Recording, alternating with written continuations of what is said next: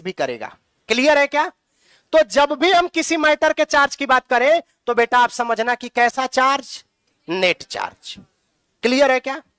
अच्छा, अब थोड़ा सा हम बात करेंगे फील ऑफ चार्ज की, एक्चुअली चार्ज की फीलिंग को हम समझते हैं। तो देखो सीन क्या है, मैंने आपसे कहा कि यहां पे कोई सा भी आपको एक मैटर दिया हुआ है, ठीक है?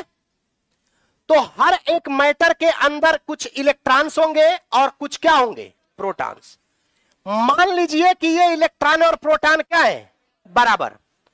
तो इस पे जितना निगेटिव चार्ज है उतना ही क्या है, पॉजिटिव चार्ज। ठीक है? तो यदि हम निगेटिव चार्ज और पॉजिटिव चार्ज को बराबर देख लें तो हम बोलते हैं कि जो नेट चार्ज है वो क्या है, 0। तो बॉडी कैसी है, न्यूट्रल बॉडी है। अरे क्लियर है क्या? अब ध्यान से देखना कि किसी बॉडी के पास, मान लो हम चार्ज की बात करें कि ये बॉडी है और इसके पास कैसा चार्ज है, पॉजिटिव चार्ज। तो एक्चुअल में बॉडी के पास पॉजिटिव चार्ज आएगा कैसे, तो शुरू से देखो कि इलेक्ट्रॉन और प्रोटॉन क्या थे, बराबर। तो बॉडी के पास चार्ज आ सकता है किसके कारण, इलेक्ट्रॉन और प्रोटॉन के कारण ही है। तो यदि मैं आपसे कहूं कि इससे क्या निकला, इलेक्ट्रॉन बाहर निकला, तो जब इलेक्ट्रॉन बाहर निकल गया तो जो नंबर ऑफ प्रोटॉन है वो ज्यादा रह गया और नंबर ऑफ इलेक्ट्रॉन क्या हो गया, कम हो गया। ठीक है?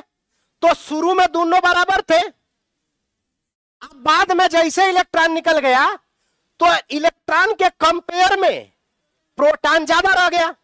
तो यदि प्रोटॉन ज्यादा रह गया तो इसके पास जो चार्ज हो गया वो कैसा चार्ज हो गया, पॉजिटिव चार्ज। अरे क्लियर है क्या? अच्छा, अब यदि हम बात करें कि ये बॉडी कैसी चार्ज है, निगेटिव चार्ज, तो कहीं से इसके पास क्या आ गया, इलेक्ट्रॉन आ गया। तो शुरू में इलेक्ट्रॉन और प्रोटॉन क्या था, बराबर था। अब इलेक्ट्रॉन ज्यादा आ गया तो नंबर ऑफ प्रोटॉन के कंपेयर में नंबर ऑफ इलेक्ट्रॉन क्या हो गया, ज्यादा हो गया। और चूंकि इलेक्ट्रॉन के पास कैसा चार्ज होता है, निगेटिव, तो इसका मतलब बॉडी के पास चार्ज कैसा हो गया, निगेटिव।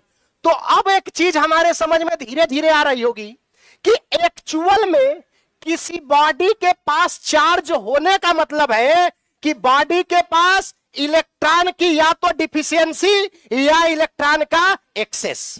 डिफिशियंसी तब होगी जब इलेक्ट्रॉन बॉडी से कहां निकलेगा, बाहर, और एक्सेस तब होगा जब इलेक्ट्रॉन बॉडी के अंदर आएगा। प्रोटॉन का एक्सचेंज पॉसिबल नहीं है क्योंकि प्रोटॉन कहां रहता है, न्यूक्लियस में। और यदि न्यूक्लियस को तोड़ के प्रोटॉन को निकाला आपने तो पूरा एटम का एग्जिस्टेंस खत्म, मतलब पूरे मैटर का एग्जिस्टेंस क्या हो जाएगा, खत्म। तो चार्जिंग के प्रोसेस में रोल कौन प्ले करेगा, इलेक्ट्रॉन।